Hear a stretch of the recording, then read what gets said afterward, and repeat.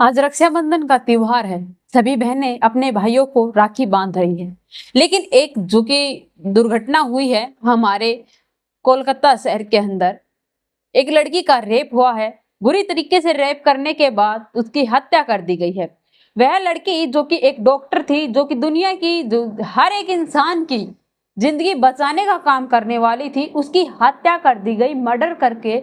उसे यूं दिखाया गया है कि इसे खुद खुशी की है। आखिरकार ऐसा क्यों?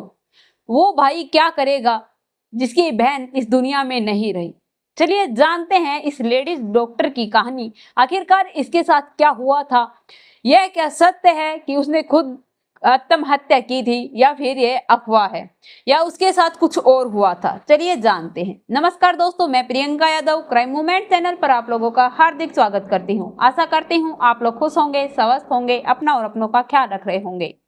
आज की जो हमारी कहानी है बंगाल की राजधानी कोलकाता की है।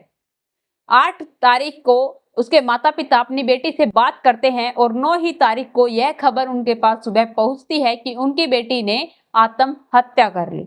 आखिरकार वह लड़की कैसे मरी और क्यों मरी, चलो जानते हैं। वो बेटी कभी हार नहीं मानती थी, लड़कियों के लिए मिसाल थी, कोलकाता वाली डॉक्टर थी। वह लड़की जिसके बारे में मैं आप लोगों को बताने वाली हूँ, उसका एक आरोपी पकड़ा गया है जिसका नाम संजय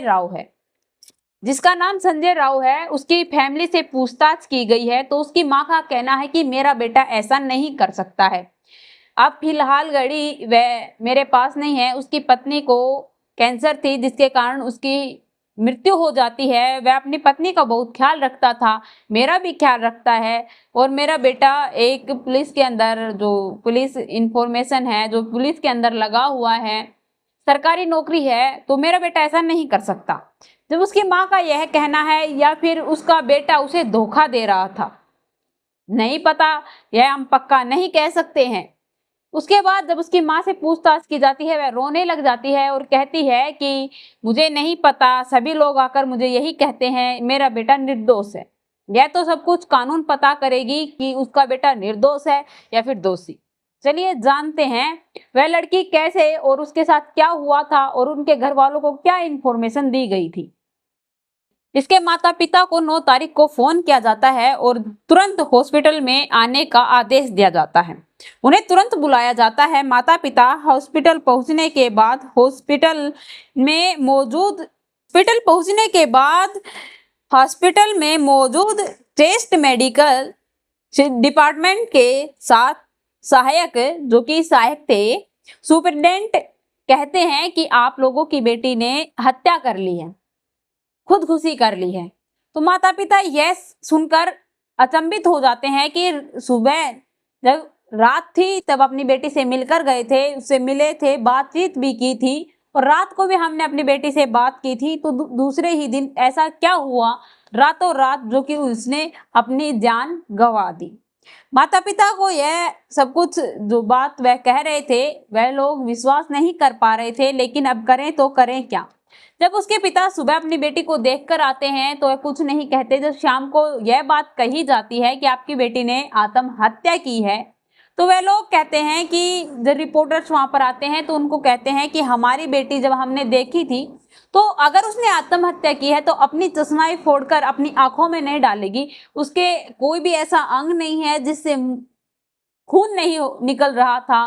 जैसे कि मुंह देख लो या फिर आंखें देख लो, आंखें तो इतनी ज्यादा बुरी तरीके से जख्मी हो रही थी, जैसा ऐसा लग रहा था कि उसके साथ जबरदस्ती की गई है और शायद चश्मों पर उन्होंने हमला किया है, जिसके कारण उस लड़की के वह चश्मे आंखों के अंदर चली गई और उनसे आंखों से बहुत ज्यादा ब्लड बह रहा था और नाक से भी ब्लड बह रहा था। जो भी अंग थे वहां से ब्लड बह रहा था और जो उसके कंडीशन देखी जा रही थी, उससे देखकर यही कहा जा सकता था कि उस लड़की के साथ जरूर जबरदस्ती की गई है या उसके साथ कुछ गलत काम किया गया है।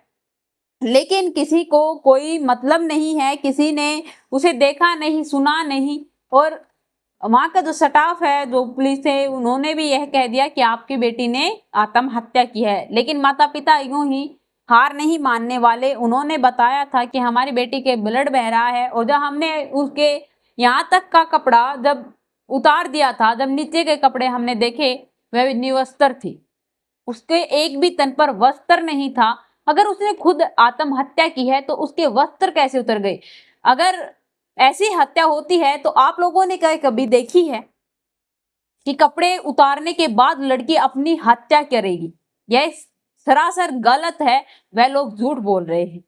उसके माता पिता का यह कहना है, हर एक रिपोर्ट के अंदर यह न्यूज छाई हुई है, रिपोर्टर प्रिंटर जहां पर भी देखोगे यह न्यूज बहुत तेजी से वायरल हो रही है। एक तो वीडियो यहाँ ऐसी भी आई थी कि उस लड़की के साथ जबरदस्ती की गई है, वहां से एक वीडियो के अंदर लड़का निकलते हुए देखा भी था, और न जाने क्या क्या। एक पुलिस ने एक लड़के को पकड़ा है जो बिल्कुल दुबला पतला है, और यह कहा दावा भी किया जा रहा है कि इसने शराब पीने के बाद इस लड़की का रेप किया है। वह लेडीज डॉक्टर थी और एक इतने पतले दुबले इंसान के हत्थे नहीं चढ़ सकती। यह सरासर झूठ है, क्योंकि पुलिस ने शायद किसी से या तो पैसे लिए होंगे, झूठ बोल रहे हैं। यह केस पुलिस सोल्व नहीं कर पाई, इसीलिए सीबीआई को दे दिया गया है। सीबीआई अब इस केस को कैसे सोल्व करती है, उन गुनहगारों को पकड़ पाती है या नहीं, यह हमें पता नहीं है। जब वह लड़की 8 अगस्त को यह सब कुछ झेल रही थी, शायद किसी ने यह कल्पना नहीं की होगी। जूनियर जो कि जूनियर स्टाफ थे, वह विश्राम करने के लिए 4th फ्लोर पर एक उनका केबिन था, वो वहां पर जाते थे। वहां पर बहुत सी कुर्सियां डली हुई थी।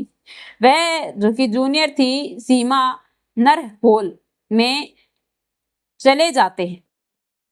सीमा नर हॉल के अंदर उनका विश्राम करने के लिए बनाया गया था। वहां पर सभी जूनियर स्टाफ जो भी था वहां पर जाता था।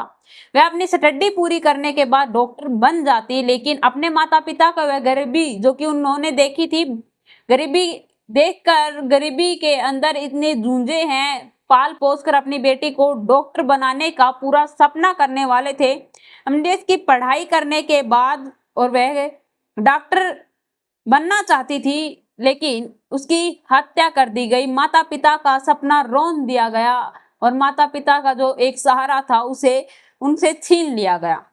डॉक्टर मोमिता देवी, डॉक्टर मोमिता देवनाथ उसका नाम था। डॉक्टर मोमिता देवनाथ की हत्या इस बुरी तरीके से की गई है, और वह आरजी कॉलेज में नाइट ड्यूटी करती थी। 10 बजे उसकी ड्यूटी शुरू होती थी, सुबह 8 बजे उसकी ड्यूटी खत्म होती थी। इसी बीच दौरान वह रात को 3 बजे जब अपने दोस्तों के साथ कैंटीन के अंदर कुछ खा पी कर आराम करने के लिए जाती है, और जाने के बाद उसके साथ कुछ ऐसा होता है जिसकी कल्पना किसी ने नहीं की थी। दोस्तों ने कभी यह नहीं सोचा था कि उसकी फ्रेंड ऐसे यूं उन्हें छोड़कर चली जाएगी। उन लोगों ने सोचा शायद वह ज्यादा हार गई है, थक गई है, इसीलिए घर चली गई होगी। लेकिन जब सुबह सभी लोग चले जाते हैं, दूसरी शिफ्ट के लोग आ जाते हैं, तो एक इंसान जो कि वहां पर जाकर देखता है तो वह वहां पर गिरी हुई थी, उसके शरीर से बहुत ज्यादा खून निकल रहा था, निवस्त्र थी। वह देखते ही स्टाफ को इंफॉर्मेशन दे देता है और उसे वहीं पर दबाने की कोशिश की जाती है। आखिरकार ऐसा क्यों हुआ? उस लड़की को न्याय जरूर मिलना चाहिए। आप लोगों को उसके बारे में क्या राय है कमेंट में लिखकर जरूर बताना। और हमारी यह कहानी सुनाने का कोई ऐसा उद्देश्य नहीं है कि हम आपको दुखी करना चाहते हैं या फिर उस लड़की की कुछ ऐसी अफवाहें फैलाना चाहते हैं, ऐसी कोई बात नहीं है। हम चाहते हैं कि हर लड़की सेफ हो।